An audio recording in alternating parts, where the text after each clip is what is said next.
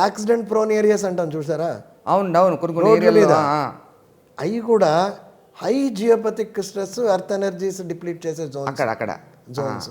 అక్కడ ఏముండదు, తేడా ఉండదు, టర్నింగ్ ఉండదు, ఏముండదు, కానీ అక్కడే యాక్సిడెంట్లు జరుగుతుంటాయి.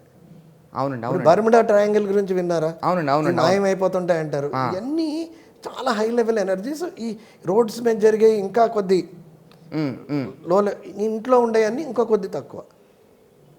ఓకే శ్రీనివాస్. అట్లా కొన్ని ఇళ్లల్లో మనం చూస్తే బాధలు తప్ప ఏముండవు, అంతంత ప్రాబ్లమ్స్ ఉంటాయి. జనరల్గా హాంటెడ్ హౌస్లు అంటారు, అదంటారు, ఇట్లా అంటారు. ఇవన్నీ ఏమిటంటే positive energy, that is 400 to 750 ఎనర్జీస్ని ఆ ఇంట్లో పెంచుకోగలిగితే ఇదే మీకు ఒక రకమైన పూర్తి వాస్తు.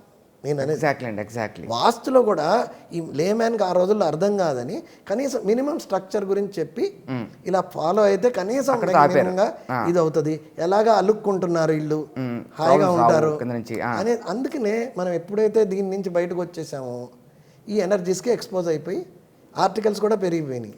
ఎక్స్పోజ్ అయిపోయి ఈ ప్రాబ్లమ్స్ అన్నింటినీ కొని తెచ్చుకుంటున్నాం అనొద్దు, టెక్నాలజీ కూడా అవసరమే. కాకపోతే వీటిని రెక్టిఫికేషన్ ఎలా చేసుకోవాలో మళ్ళీ మన 120 yearsకి మన జీవితాన్ని పెంచుకోవడానికి అనే దాని మీద మెయిన్గా ఈ రీసెర్చ్ కొనసాగుతుంది.